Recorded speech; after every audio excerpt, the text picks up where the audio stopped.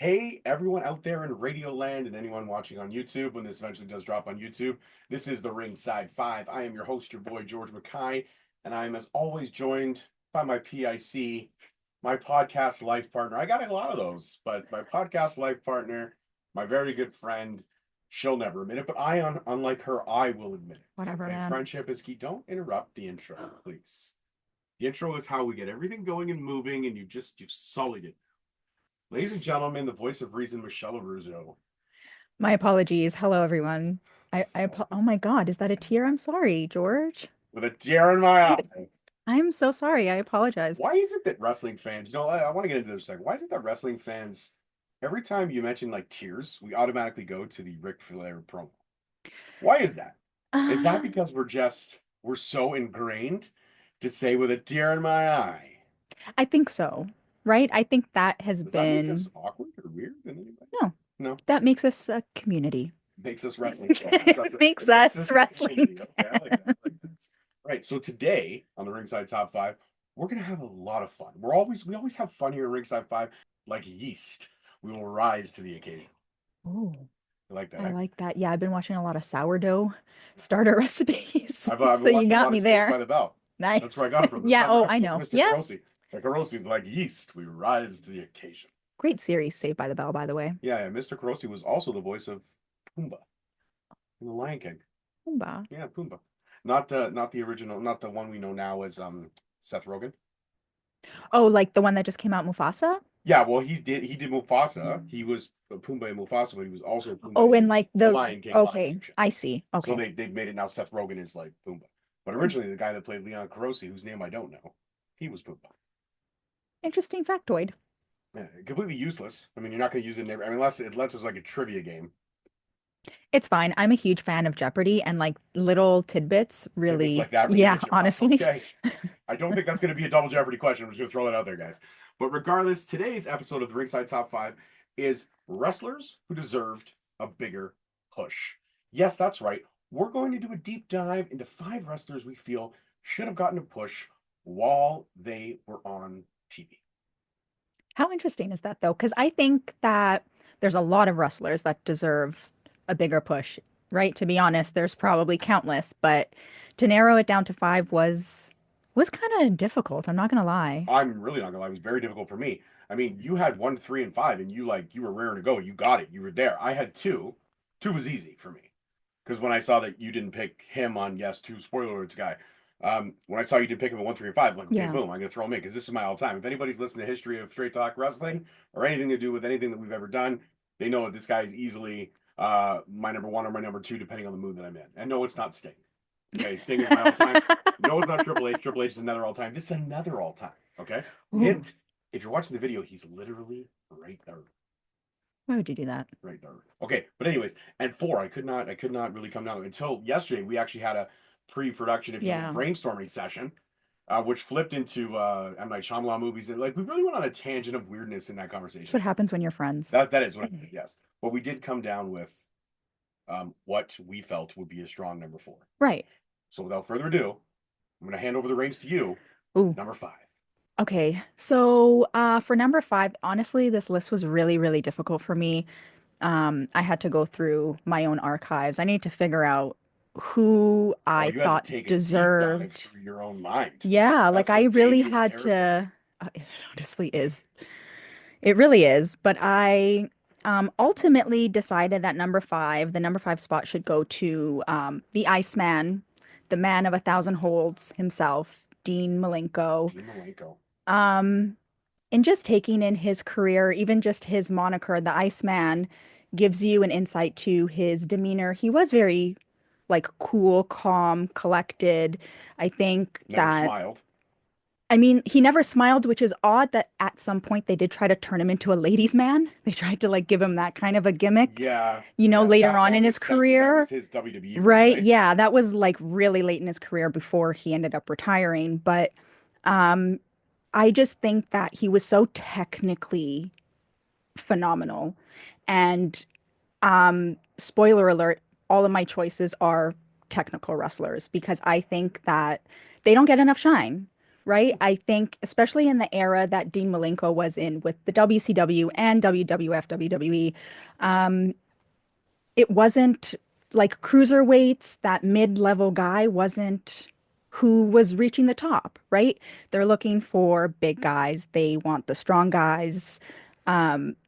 So the little guys or the cruiserweights, I think he was even a light heavyweight at one point, but you know, you weren't gonna go past a certain point. Like you plateaued, and unfortunately, I do kind of see it a little bit lingering in the culture today. Mm. But there's definitely been change, and I know change also takes time. Like you can't make drastic changes, like in an environment like that. I think knowing everything I know about wrestlers and the way that the locker room was like organized. Back then, not so Yeah, much now. not so Now much there's now, but more, back then yeah. at that time, you had to do it gradual, right? Like you couldn't do something Oh yeah, you were in just the so sporadic. you were in the top of the mountain. Uh, it took a while to get to the top. When you were at the top, you were not going to give that spot up. Yeah, and like with his whole demeanor, he had like a silent charisma, um, Oh, I like that. I like right? that. Silent charisma. How do you have expand?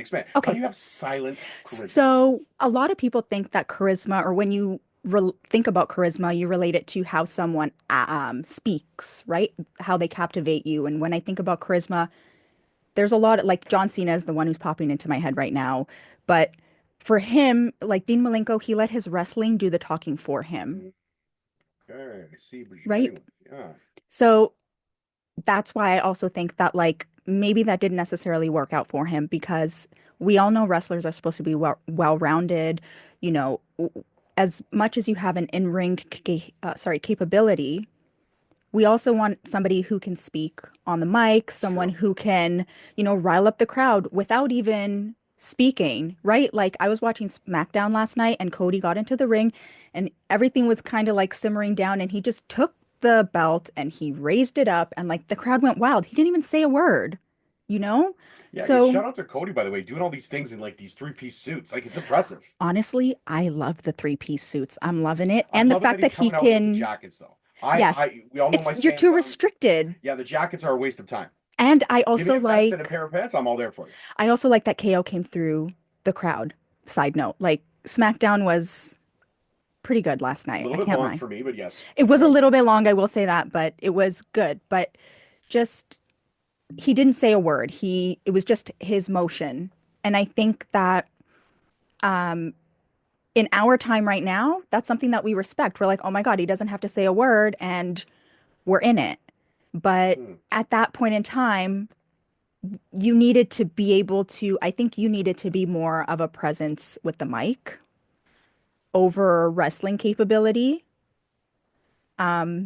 Just Just because of how hot yeah, the talking portion of pro wrestling was. and it's hard. Like I couldn't imagine standing in a ring in front of all those people and trying to remember what I'm trying to say and also wanting to make it flow like it's not something that was scripted or it's a lot of pressure. So like, right, who am I to judge? But I think that his in-ring ability definitely overshadowed everything and things can be taught. We've seen it with other people who maybe weren't like the best talkers, but you pull them aside a little bit or I don't know, Put them on the manager. practice. Yeah, you practice and they do eventually get better. These are skills. You're not like born with them. And even if you're born with talent, if you do nothing to expand on that or work on that talent, then it's wasted, right? So I don't know. That was my little tangent on Dean Malenko for number five. No, I like that. I like that because you picked a wrestler out of when the four I'll say the four horsemen, if you will, like 7.0, when they made the jump from WCW to Oh, WWE, they it was were big. What were they called again? I the call Rascals. the The Rascals. Rascals. Yeah, I didn't like the Rascals. I pretty much perceived them as a new age version of the Four Horsemen, even though there had been so many incantations. Just four guys coming over, the dark, brooding type. And I mean, everyone in that circle, in those four men, they did get pushed at one point or another, except for Dean. Perry got pushed. Perry had the whole storyline where he was dressing up in dresses and all that stuff, and it fell How could you flat. forget that, It by the didn't way? work. It didn't work, but it fell No. flat. But I mean, Benoit. personal life aside, Benoit got pushed, did reach the mountaintop, became a champion. Eddie Guerrero as well became a champion. Lai Chi Steel, the storyline with China, everything was great. I actually posted Eddie Guerrero, rest in peace.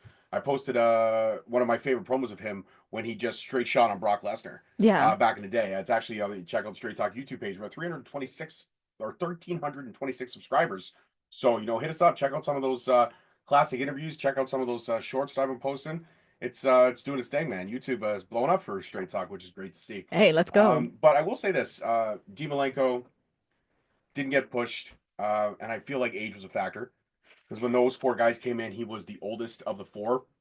Eventually, became more of a backstage fixture for guidance and producing and booking matches, Yes. where he ultimately shines.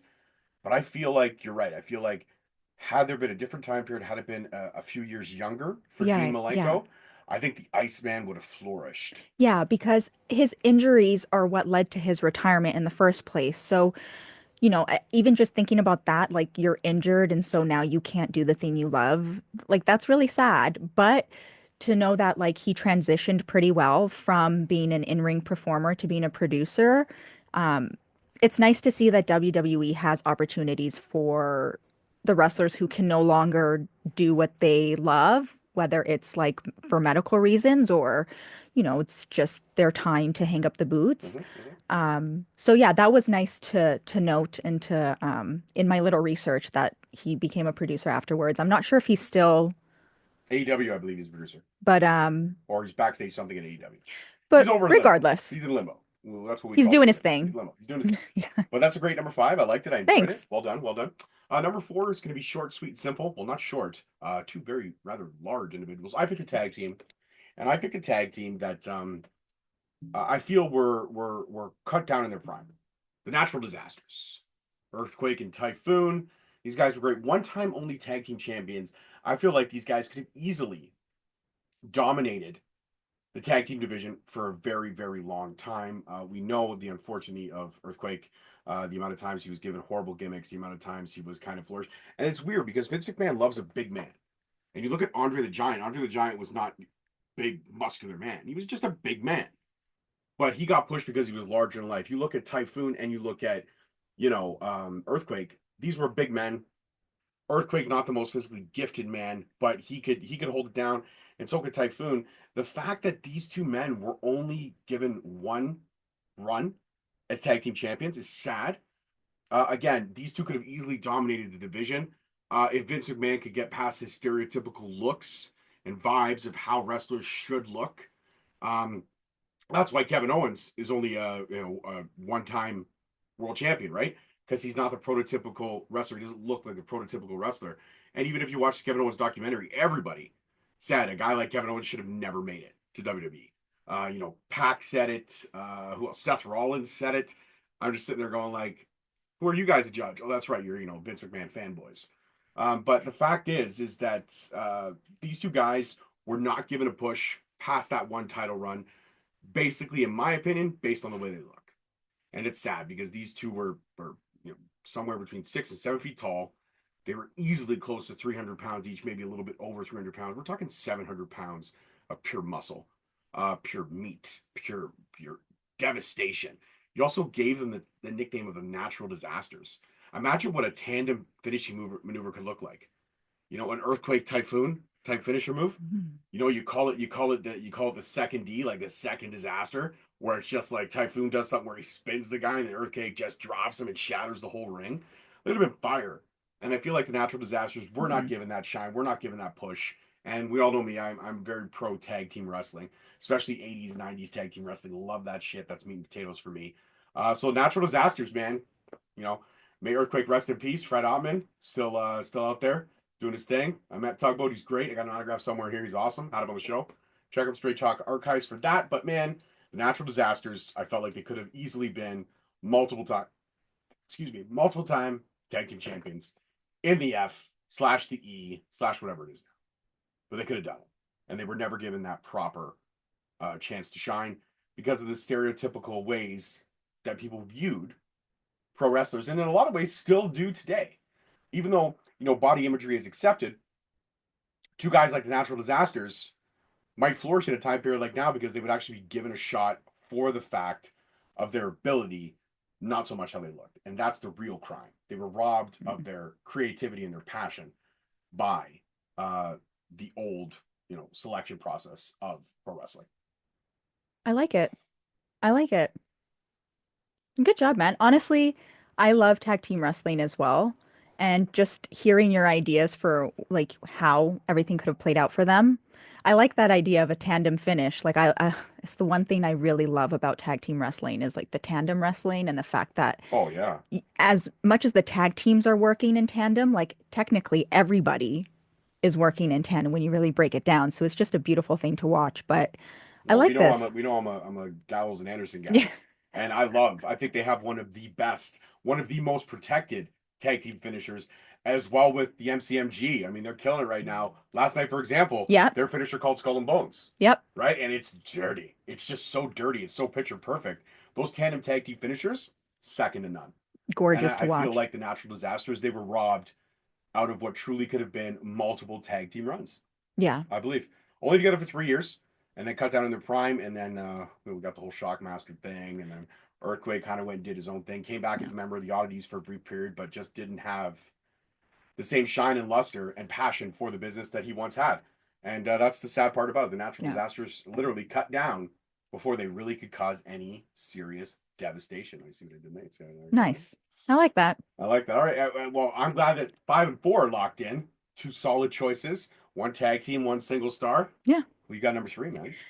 Okay, so for number three, I think this is a actually really solid number three. I chose Cesaro. Um, I think that again, his in-ring ability was phenomenal.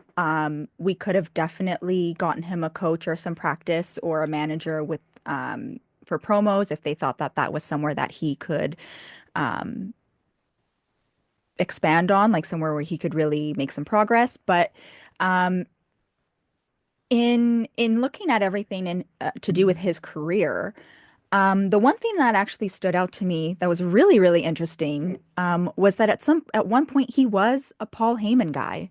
Mm-hmm. It was very, very short-lived, but knowing that everything that Paul Heyman touches turns to gold, like he's literally Midas, maybe the fact that it was so short-lived kind of was to its own detriment, but I think that that could have been a greater run. I mean, like I'm in my head right now, I'm seeing him like hold somebody by the ankles and spin them around. Not to mention that match that he had when he was in the bar with Sheamus. I don't know who they were facing. I honestly don't remember their Oh, I remember. opponents. Your favorite. So good. But We are. you were like the biggest bar fan of But I life. thought they were great. It was two guys that, plus, how the bar came to be because the series of 7. Like, that was the best thing Mick Foley did in his GM run was that Yeah. series of 7. And then they both realized how good they are together. So they finally gained the title shot, and the title shot they gained is tag team titles. Yeah. And like, but when you even see the lead up to that, like Cesaro had won the inaugural Andre the Giant Battle Royal. Battle Royal. And then that, I think that's when he got like a title shot. I think it was Roman Reigns, if I'm remembering correctly. But what I do remember is that, Wasn't it like, Roman Reigns Intercontinental Champion Roman Reigns? I don't think it was a world title. I think the only singles thing that Cesaro ever got his hands on was that Andre the Giant Memorial Battle Royal trophy. no, don't say that.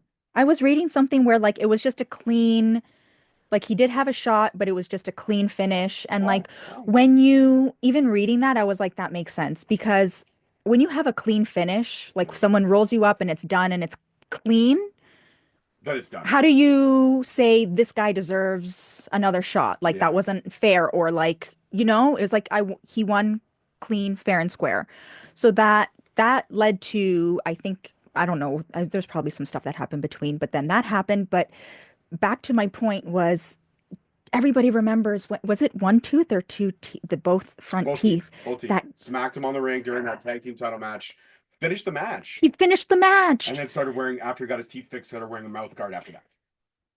The fact that he finished the match was it for me. If I didn't support Cesaro before, if I didn't like, I was unsure about him, that was the moment, that was the defining moment for me for him because I can only imagine the amount of pain that somebody's in when you have your teeth pushed into your gums.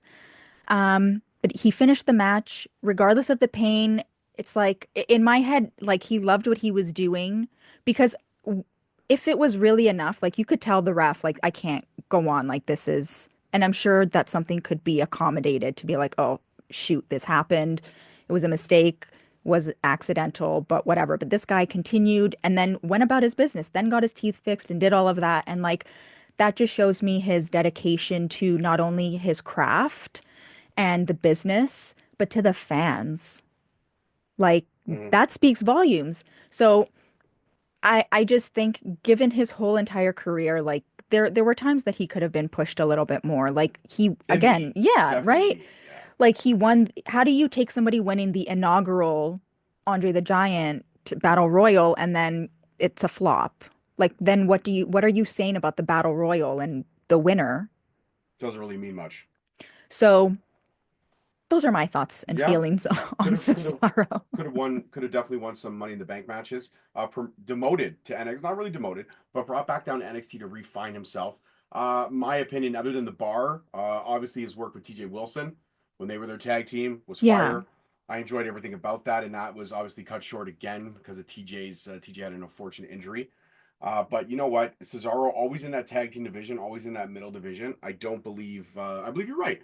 I think this is a solid number three. This could easily be argued as a number two or number one because this was a guy that was held down for so long in the E and did everything he was supposed to do. Even when they gave him like that James Bond thing when he had to come out and rip the suits off, and I'm like, okay, I get it, it's kind of cool, but it still wasn't enough. This was a man who easily could have been an Intercontinental Champion. This is a man who could have easily been a U.S. Champion. This is a man, depending on the circumstances, could have easily been a World Champion. And I feel like he never got that shine because he was mixed in with the Roman Reigns, with the Seth Rollins, with the again, the Vince McMahon guys. And he was even shall we forget, we the people. He was even a Dutch Mantel guy for a reason. And Dutch couldn't even get him that push.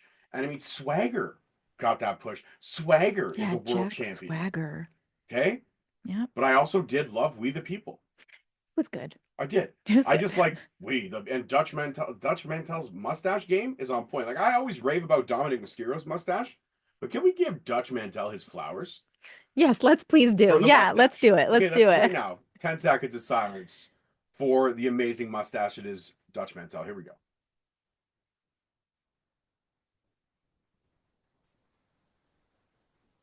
With a tear in my eye, I don't Dutch think that was Mantel. 10 seconds. That was like seven, but whatever. But anyways, so 7 seconds of silence for Dutch Mantel's amazing mustache game. But yeah, you know what? I think this is solid number three. Like I said, could easily be argued, and this is where it gets real tough. Like people think, oh, ringside five, it's easy, just their opinion.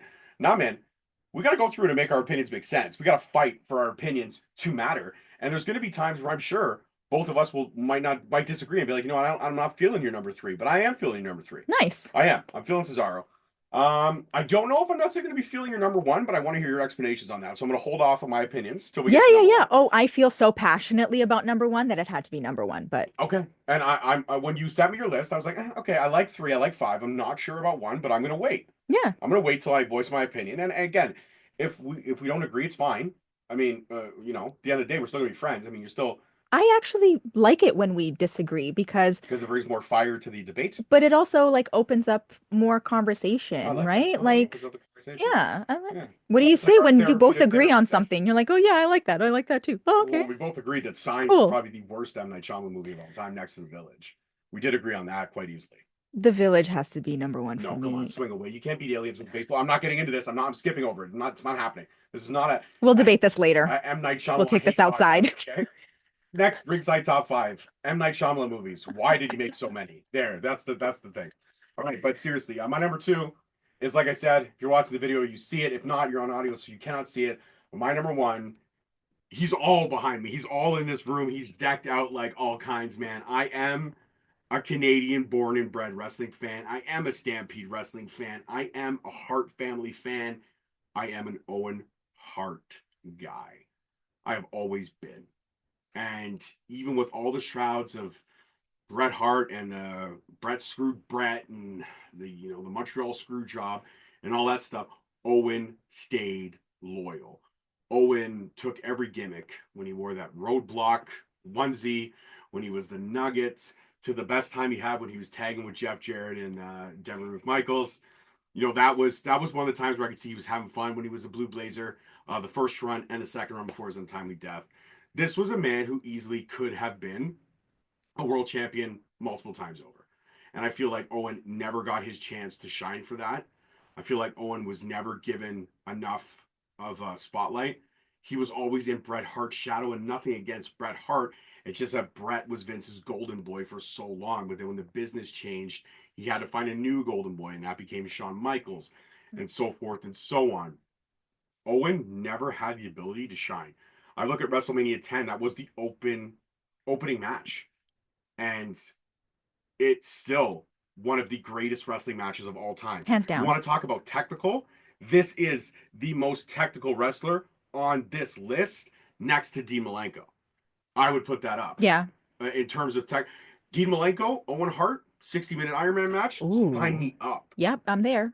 Sign me up. That is something I would be on the edge of my seat for. Could you imagine Owen reversing the Texas Cloverleaf, going into a Scorpion Deathlock? Like, could you imagine just what we could get out of that? And we got a taste of that in Bret versus Owen, WrestleMania Right. 10.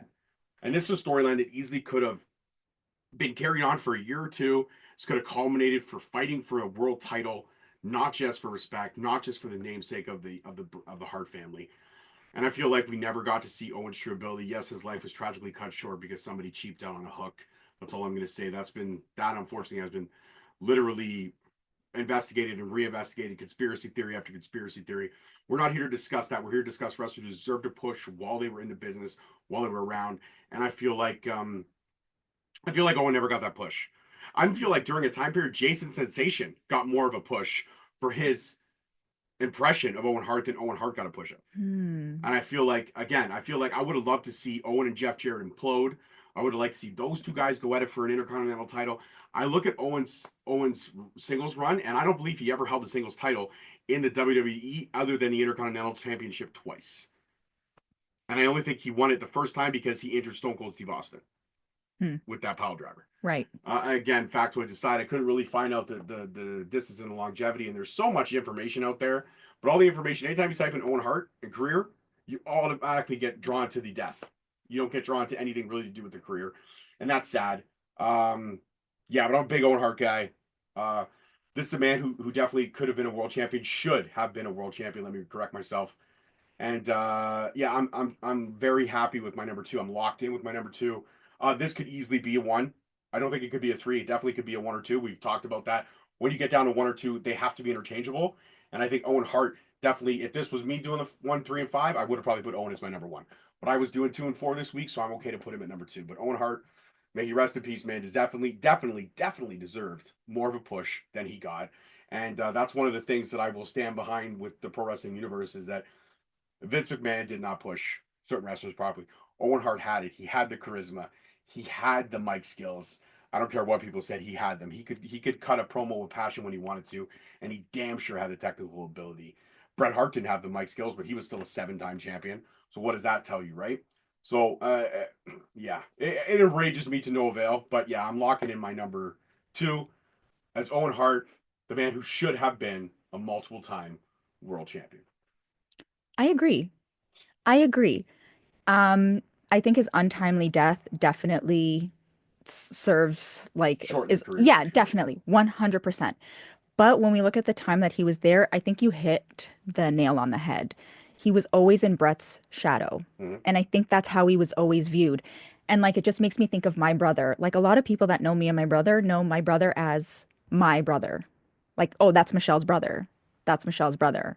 That's Yeah, how they most know people do. him, We'll you see. know? That's that guy who's related to Michelle. You have to say Michelle's brother. No, but then like nobody would ever say, "Oh, that's Mikey's sister." I only know one person who they met my brother before they met me, and then I was Mikey's sister. But that's only because of the time that was met. No, exactly. But like just bringing that to the forefront, like that's really sad that because you are related to somebody else who's Mhm. also in the business that you don't get your shine. He was incredible, and Mhm. like I very sad that, his career was cut short, his life was cut short, but very blessed to have witnessed not What we got. yeah, right? Like what we have, and like I'm grateful for that. I'm really sad that that's all we got, but it's unfortunate. It is what it is. Yeah. But definitely could have seen him gone really, really far. And I feel like they could have incorporated his he was a pranker. He loved to prank. I feel like they could have had him step away from TE for a little bit and kind of brought back like a prank master thing Ooh. and had him like screwing with all the champions to like get into their heads. Ooh, I And like that. And Vince likes pranks, right? Like yeah, he's a like again, very this is big prank guy. stuff that missed the boat, right? I'm not Yeah. saying I'm Mr. Booker 101, but I feel like you got to incorporate. We've realized that you have to incorporate some real life stuff into things. I mean, all the Seth Rollins and CM Punk, there was real life tension in that fight, and I don't think that feud is far from over. But when you incorporate the real life stuff, it tends to have a little bit more staying power. And I feel like if they had given Owen Hart like a chance to like prank master, like that would be his MO. Like, okay, I'm starting a feud with you, now I'm going to prank you. The pranks are going to get worse. They're going to get vicious. They're going to get really fucked up. And Yeah. then lo and behold, I'm gonna take your title from you. Yeah, I I'm gonna like leave you. that. I'm gonna leave. I'm gonna take your girl. I'm gonna take your car. I'm gonna take your house. I'm gonna leave you with Hide your nothing. kids, hide your wife. Yeah, man, that's it, man. I want her. Woo! I'm not a nugget. So yeah, that's my number two. And now, without further ado, number one, and this may be the one where this episode may become the longest episode of the Ringside Five, because I do feel a debate coming. But like I said, Yeah. I want all the facts to be laid out. Yeah. This I is not will be 12 anchor me. very, Hey, I'm not Tony Danza. I just want to lay out the no, facts. I'll be very short and sweet with this because um it is very short and sweet. So my number one is Gail Kim. And I think that it's very unfortunate that she was in the WWE in a time where women weren't seen the way they are now. And I think this was also pre-Divas or just before. No, we're just at the beginning of the Divas. Wasn't it like? Wasn't she a Diva Search contestant? If I'm not mistaken. Yes. No. No. Maybe. I don't know. To be honest, I'm sorry. Um, Listen, but so we have real life. We can't really do all the research. We're just laying out the facts to the best of our ability here.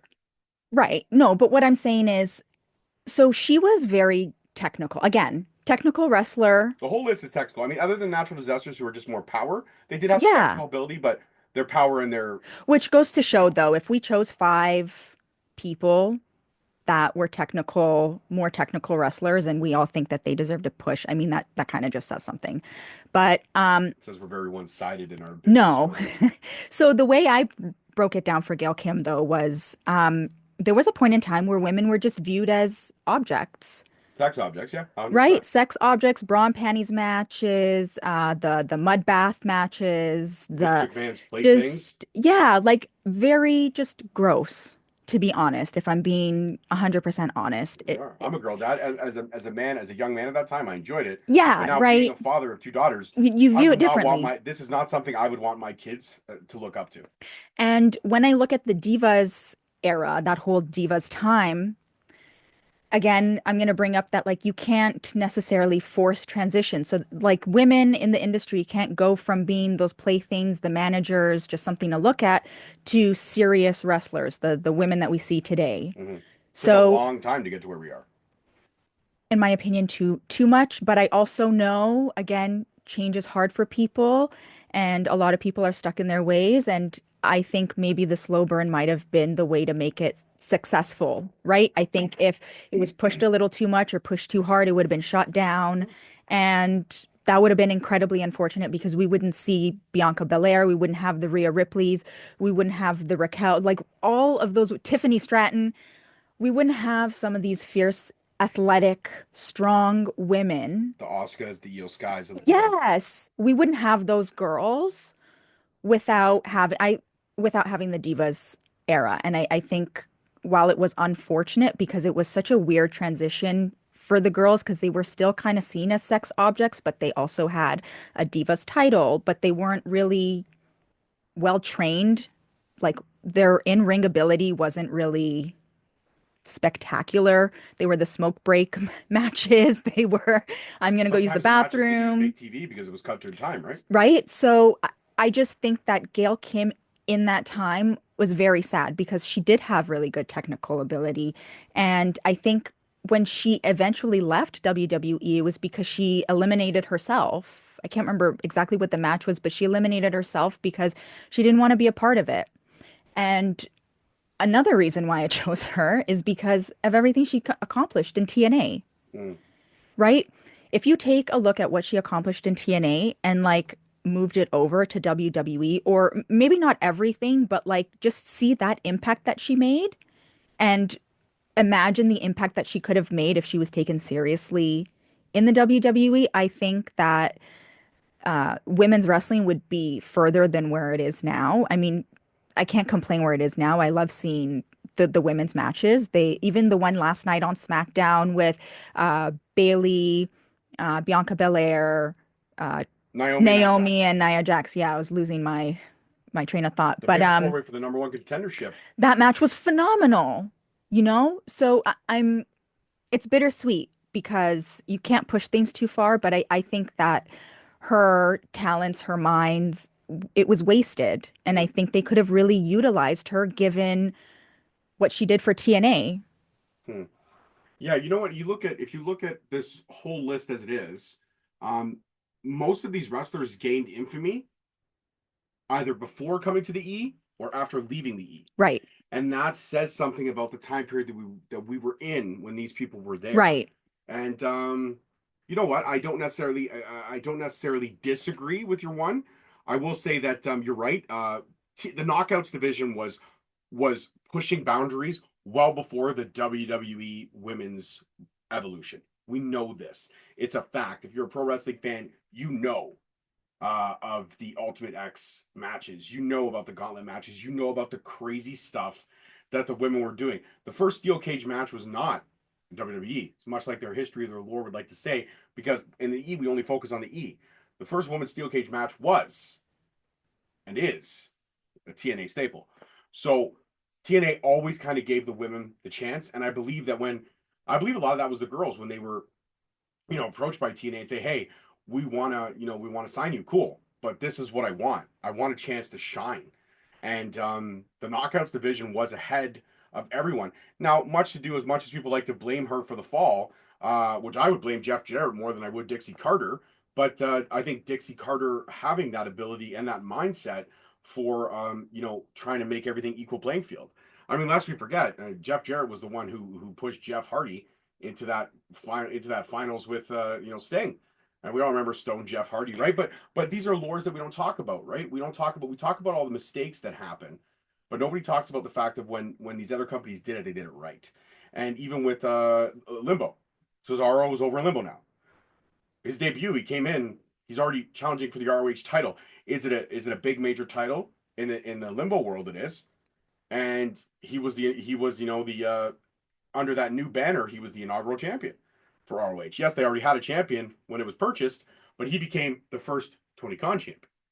So that says something, right? Yeah, Team Malenko, absolutely. he had amazing success in WCW before he jumped ship. Then, like you said, unfortunately, age, body, injuries became a factor. And again, the natural disasters never had their full chance to shine in the E. And then we gain infamy again. We know where the infamy came from for that. I'm not going to get into that. Okay, Shockmaster, we love you. Brad, I love you. You're great. Yeah, big heart, big heart. But yeah, I honestly, and then Owen, of course, Owen as well. Of course. But I look at your number one. While I don't disagree with it, I feel like I get it. It's your number one. It's Mm. your passion. And I see it. I saw the passion when you were describing it. So for that, I will accept it. I will Nice. accept it. Friends. Friends, I will accept it.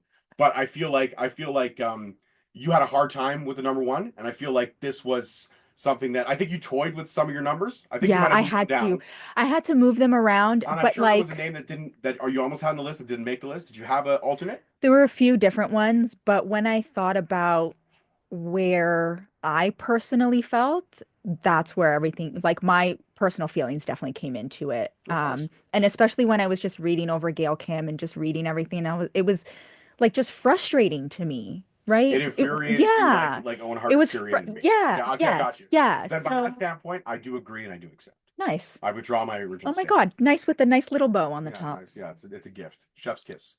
Chef's kiss, ladies and gentlemen. All right. So Gail Kim is our number one, and that's it. These are wrestlers who deserved a bigger push. And yeah, for sure. If you have a list, send us your list. We want to hear it. Let us know. Follow us on the socials. Straight Talk Wrestling everywhere. Straight Talk Wrestling on YouTube. Hit that subscribe button. Straight Talk Wrestling on Instagram. @_Straight Talk on X, Twitter, whatever.